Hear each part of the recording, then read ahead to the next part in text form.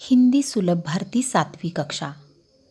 आज हम जीवन नहीं मरा करता है इस कविता का स्वाध्याय देखने वाले हैं। पहले हम पाठ्य पुस्तक पान क्रमांक 22 पर जरा सोचो, चर्चा करो। इसमें एक सवाल पूछा गया है। देखो, यदि सूर्य प्रकाश न होता तो इन पर क्या प्रभाव पड़ता? वनस्पति, पशु पक्षी और मानव। तो हमें सूर्य प्रकाश न होने पर वनस्पति, पशु पक्षी और मानव पर क्या प्रभाव पड़ता है यह लिखना है। उत्तर देखो। वनस्पति, यदि सूर्य प्रकाश न होता तो पृथ्वी पर वनस्पति का नामो निशान न होता। पेड़ पौधे सूर्य प्रकाश की उपस्थिति में ही फोटोसिंथेसिस प्रक्रिया के द्वारा क्लोरोफिल नामक पदार्थ तैयार करते हैं। इसी क्लोरोफिल के कारण पेड़ पौधों का जीवन संभव है। अगला है पशु पक्षी। यदि सूर्य प्रकाश न होता तो पृथ्वी पर पशु पक्षी भी न होते। सभी पशु और पक्षी किसी न किसी रूप में वनस्पति पर आश्रित होते हैं। शाकाहारी पशु पेड़ पौधे खाकर जीवित रहते हैं। मांसाहारी पशु जीवन यापन के लिए इन शाकाहारी पशुओं पर निर्भर रहते हैं। यह प्रक्रिया खाद्य श्रृंखला कहलाती है। अगला है मानव। यदि सूर्य प्रकाश न होता तो पृथ्वी पर मानव का अस्तित्व भी संभव न होता। मनुष्य अपनी दैनिक आवश्यकताओं के लिए पूरी तरह से वनस्पति जगत पर निर्भर करता है। फल, सब्जी, दाल, चावल, अनाज, कागज, लकड़ी एवं अनेक अन्य चीज़ें मनुष्य पेड़ पौधों से ही प्राप्त करता है। अंत में हम कह सकते हैं कि यदि सूर्य प्रकाश न होता तो इस पृथ्वी पर जीवन ही संभव नहीं होता। पाठ्यपुस्तक पान क्रमांक 23 पर देखो। अध्ययन कौशल में सौर ऊर्जा पर टिप्पणी तैयार करो और पढ़ो। इसमें हमें सौर ऊर्जा का महत्व लिखना है और प्रयोग भी लिखना है। उत्तर देखो। सौर ऊर्जा अर्थात सूर्य से प्राप्त होने वाली ऊर्जा। सौर ऊर्जा ही धरती पर सभी प्रकार के जीवन का आधार है। सूर्य की ऊर्जा को विद्युत ऊर्जा में बदलने को ही सौर ऊर्जा कहा जाता है। यह ऊर्जा कम खर्चीली तो है ही, साथ ही कभी खत्म न होने वाली भी है। उसकी एक अन्य विशेषता है इसका प्रदूषण रहित होना। यह वातावरण को किसी भी प्रकार से प्रदूषित नहीं करती। भारत में लगभग पूरे वर्ष सूर्य का प्रकाश प्राप्त होता है। अतः यहाँ सौर ऊर्जा की उपयोगिता और भी बढ़ जाती है। सौर ऊर्जा का उपयोग अनेक प्रकार से किया जा सकता है। गर्मी के लिए, सुखाने के लिए, भोजन पकाने के लिए, बिजली के रूप में, कैलकुलेटर में, कार, हवाई जहाज़ आदि के उपकरणों में सफलतापूर्वक सौर ऊर्जा का उपयोग किया जा रहा है। पाठ्यपुस्तक पान क्रमांक 24 पर मेरी कलम से, इसमें निम्नलिखित शब्द की सहायता से नए शब्द बनाओ। यहाँ हमें दीप यह शब्द दिया गया है। इससे हमें कुछ शब्द बनाने हैं। उदाहरण के लिए देखो, यहाँ दीप शिखा यह शब्द बनाकर दिया है।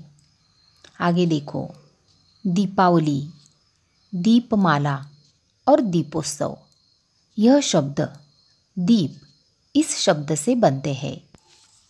अगला प्रश्न देखो। निम्नलिखित पंक्तियों का अर्थ लिखो। इसमें पहली पंक्ति देखो। लाख करे पतझर कोशिश पर उपवन नहीं मरा करता है।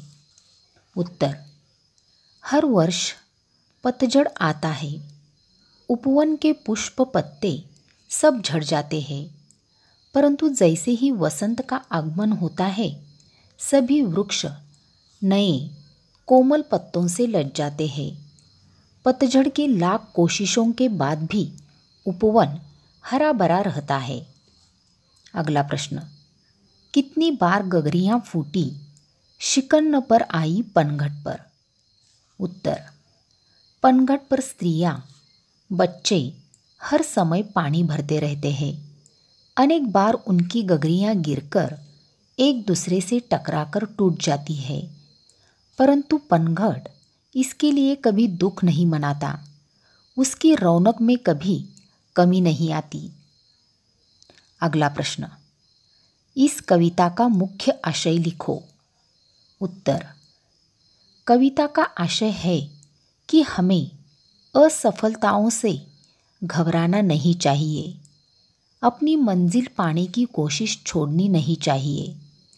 कुछ सपने पूरे न होने का अर्थ यह नहीं है कि जीवन समाप्त हो गया।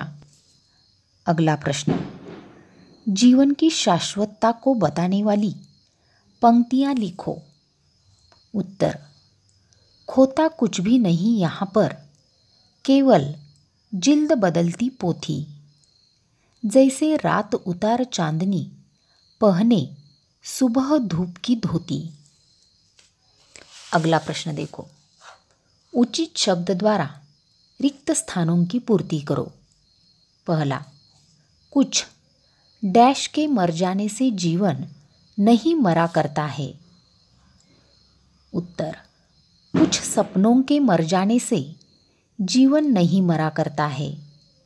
दूसरा, कुछ दीपों के बुझ जाने से डैश नहीं मरा करता है, और इसका उचित आंसर है आंगन।